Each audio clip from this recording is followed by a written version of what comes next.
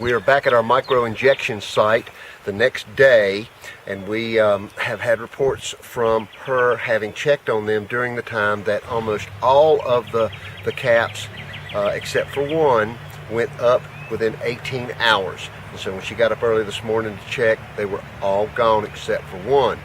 And what I did, when I arrived here, I took my striker, and it was a full merit. There had been no absorption whatsoever, and yesterday during application I didn't pop the septum, so I hit it one more time gently, saw the bubbles in the barrel, which is one of the telltale signs. That's why this is a two-man operation. You got one guy applying and you got one guy watching for the bubbles. I said you just can't stay up here and hit your striker and watch for the bubbles all at one time, and so use your personnel wisely.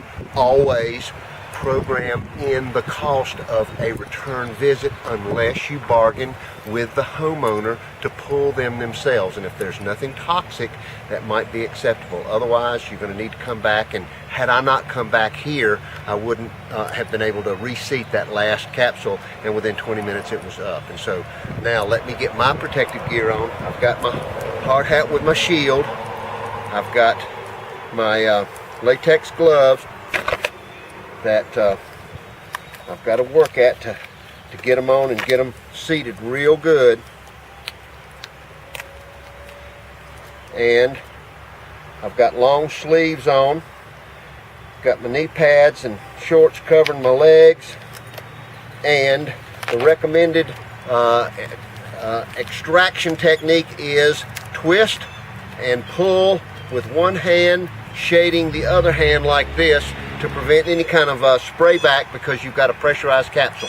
I've got a toothbrush that I'm going to use to apply an after wound dressing. It's a mixture of a couple of home brews. If you want to know about this, just ask us and we'll tell you how to mix it up. We give it to the customer. It's a part of the service, and my bag comes in my capsule, and we're going to use this. So now we don't have much time. We're on the clock. You got a couple of guys and equipment tied up. They're on the way to another job, and so they come by, they evaluate, they count the caps, and make sure that they record that they've been taken up 100%. Now we're going to pull them. We've got 18 capsules. I've taken my inventory. It's 7 Systrex, 7 of another, and 6 of another. I've written it all down. I've got it recorded. I'm going to pull this out like so. I've got my mixture here, and this really works good. I'm just going to put it right here for the time being. That's non-toxic, by the way. It'll burn you a little bit, but it's not a poison.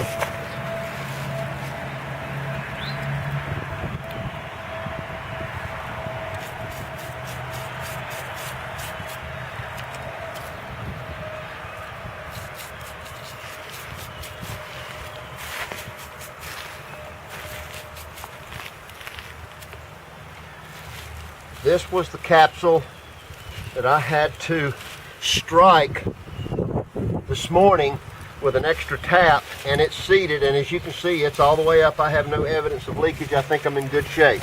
I'm going to work my way around the tree, pull that out,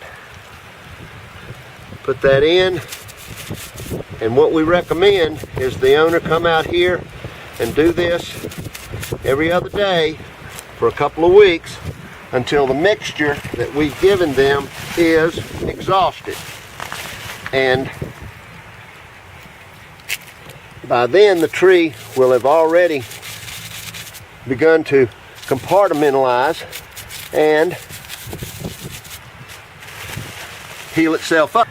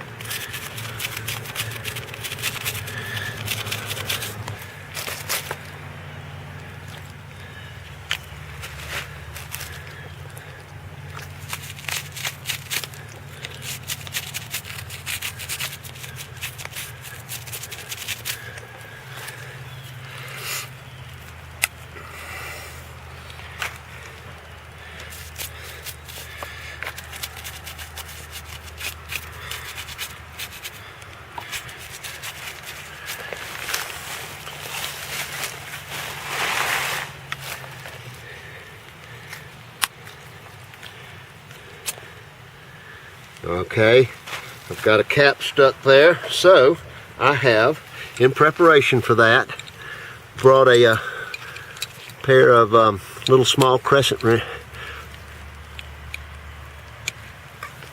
I'm gonna grab it and pull it out.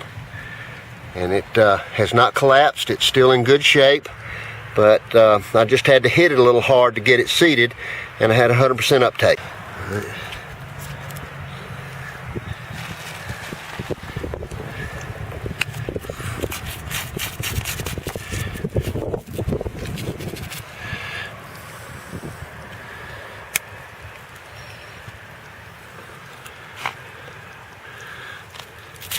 You can see by looking at these layers that that's how far we have to make sure to seat this cap so that it's got a solid shoulder to break the septum and then draw the rest of the material into the injection site.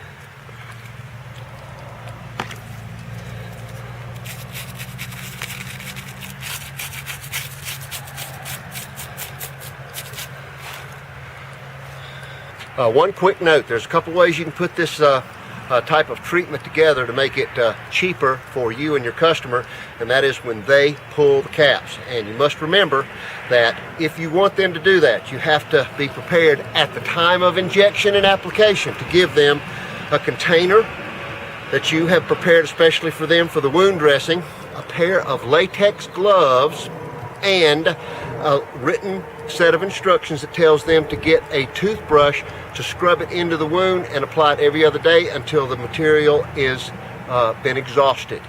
And so once you've done that, you've got your caps in a bag right here that you're going to dispose of in the properly regulated manner. This has merit in it, the rest of it is harmless. We treated it like we didn't want any of it on us anyway. We don't care whether it has a caution or a warning label on it. We don't want it to get in contact with our skin and endanger any of our workers. And so we promoted this as a technique. This is systemic application. If you're committed to the idea of cheap to keep, if you're committed to the idea of turning over responsibility for the tree's operation to the trees themselves, then this is the way we do it. We don't expose the environment. It stays within the enclosed system of the tree, and this is the way to the future. This is green and growing.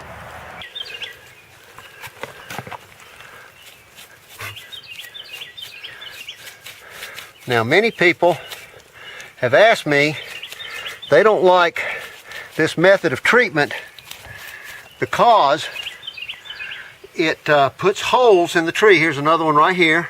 It puts holes in the tree. We don't like it either, but it's only 13/64 inches around. I'm going to go around and show you a few more. Here's some right here. And I'm using a special homebrew that I'm putting in a recycled dishwashing liquid bottle. We have it properly labeled so you couldn't confuse it for anything else. And I'm going around and I'm going to use this. Now, if you don't have a special homebrew, what you need to do is just log on to our website and ask us what this is. We'll be glad to tell you, but until that time, hydrogen peroxide is a very good solution. Here's one right here. Here's another one. Here's one. And we're going around. Here's one. Here's another one.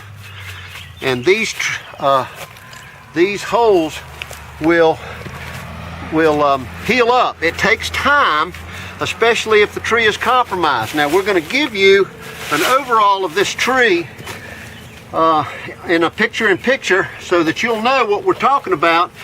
We felt like the tree was enough at risk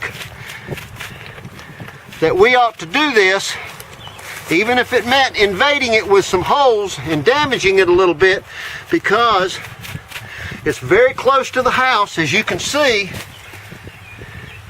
I'm going to make sure that this is disinfected. This is a special brew that I put together, and it works real good. We've experimented with it, but like I say, if you don't have this and you don't know how to mix it up, you don't want to talk to us, then use hydrogen peroxide. It'll work just as well.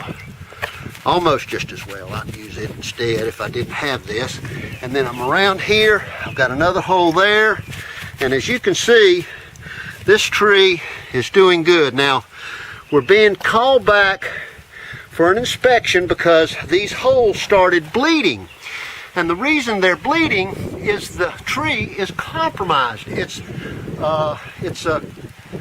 has some fungal and insect problems that we talked about. It also has some very, very poor soil that consists of as much as a 6 to 12 inch layer of silt sand that has no value whatsoever, and it's also right beside a lightning struck tree. And so as we step back and you look at the overall, you'll see that the little bit of damage we did here is small price to pay for saving this tree, and you're going to see some dieback on the newest branches that came out, and that is a telltale sign that we've got compromise, we've got root damage, that we've got problems, and we did everything we could with the microinjection process and this after treatment to cure that.